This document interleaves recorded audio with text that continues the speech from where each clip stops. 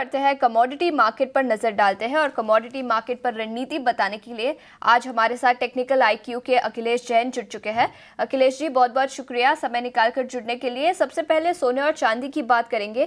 Federal reserve की बैठक आज से शुरू होगी, 2 दिनों में उसका आउटकम निकल कर आएगा और इंटरेस्ट रेट एनवायरमेंट को लेकर क्या कॉमेंट्री निकल कर आती है, उसका डायरेक्ट इम्पैक्ट सोने और चांदी पर दिखाई देगा। टेक्निकल ट्रेडिंग के लिहाज से कौन से लेवल्स पर नजर रखें और क्या रणनीति बनाए?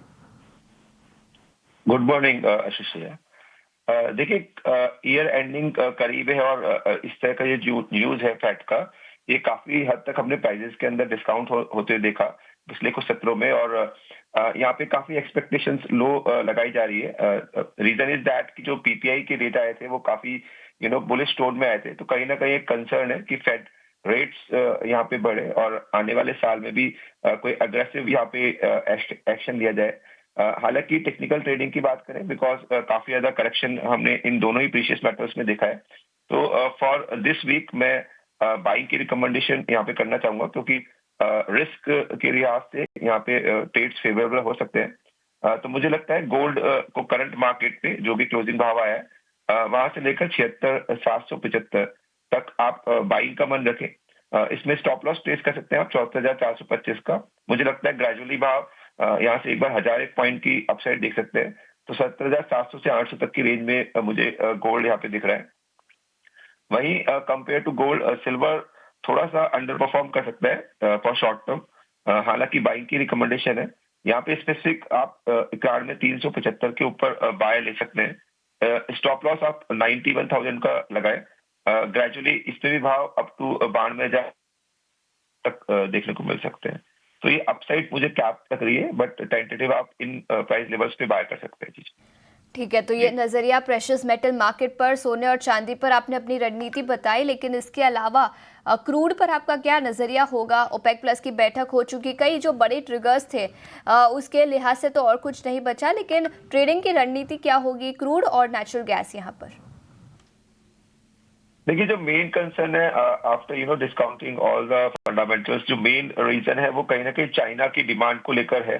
चाइना में जिस तरह से फैक्ट्री एक्टिविटीज है और अदर जो इंपोर्ट्स रिलेटेड डेटाज हैं वो इतने फेवरेबल नहीं है। तो मुझे लगता है कि यस, क्रूड में ऊपर के भाव से प्रेशर बना रहेगा। हमने देखा है पिछले सत्रों में कि नाइमेक्स में 7150 के इस तरह से बार बार क्रूड में प्रेशर आता है और वहां पे एक प्रॉफिट बुकिंग देखने को मिलती है, which is also supported by the Middle East concern, but still prices because $71 के आसपास है, तो वहां पर सेल की रणनीति ही रखे आप। मुझे लगता है एमसीएक्स में 6,035 से 6,080 तक के रेंज में सेलिंग की जा सकती है। 6105 का इसमें स्टॉप लॉस प्लेस करें। ग्रेजुअली इसमें मुझे लगता है कि एक प्रॉफिट बुकिंग आनी चाहिए, जो 5920 से लेकर 5770 तक के भाव यहाँ पे देखने को मिल सकते हैं। जी बिल्कुल, तो ये नजरिया क्रूड ऑयल और नेचुरल गैस पर, और इसके अलावा बेस मेटल्स पर आपकी क्या राय होगी?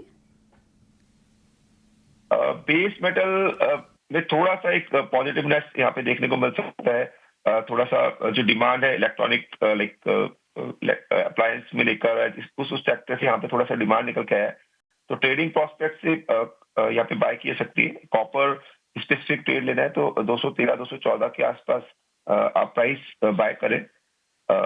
सॉरी, 813 से 814 के आसपास बाय करें। 811 का इसमें स्टॉप लॉस प्लेस करें। ग्रेजुअली 823 825 तक के लक्ष्य यहाँ पे भी देखने को मिल सकते हैं। वहीं जिंक में आप 285.50 के ऊपर बाय कर सकते हैं। 284.50 के स्टॉप लॉस प्लेस करें। ग्रेजुअली यहाँ पे भाव 288.50 तक देखने को मिल सकते हैं। नेचुरल गैस में मिस रह गया था, यहाँ पे बाय ऑन डिप्स की रणनीति रह सकते हैं। 269 का ऐसा रहेगा इसमें, और मुझे प्राइजेस यहाँ पे अच्छा लग रहा है। 281 288 तक के लक्ष्य यहाँ पे भी देखने को मिल सकते हैं। तो ये नजरिया नेचुरल गैस पर, और इसके अलावा बेस मेटल्स पर भी आपने अपनी रणनीति बताई। बहुत बहुत शुक्रिया समय निकालकर अखिलेश जी ईडी नाउ स्वदेश के साथ जुड़ने